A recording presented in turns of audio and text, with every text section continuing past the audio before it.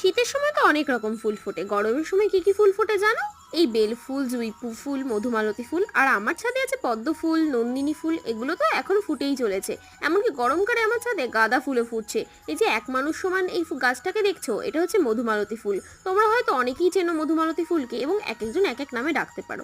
এই গাছটা গোড়া এতটাই আগাছা হয়ে গেছিল যে গাছটা মোটেই বাড়ছিল না আর শুকিয়ে যাচ্ছিল। এই তুলসী গাছগুলো যে কোনো গাছের গোড়ায় উঠে যায়, আর ফেলতে বড্ড মায়া লাগে। তবুও কিছু করার নেই, গাছটাকে বাঁচাতে হলে আমাকে এই গাছটার গোড়া থেকে তুলসী গাছটা তুলে দিতেই হবে। তুলসী গাছটা তুলে দিয়ে একটু মাটি খুঁড়ে দিয়ে আমি একটু এনপিকে 19-19 দিয়ে দিয়েছিলাম, আর তার সাথে একটু লাল পটাশ দিয়ে দিয়েছিলাম। কেন কি, গাছটার বাড়তে গেলে কিছু তো খাবার চাই। আর আমি এমনিও সবজি পচা জল গাছের মধ্যে দিয়েই থাকি। তাছাড়াও কিছু সার দিলে গাছের আরও বেশি ভালো গ্রোথ হয়।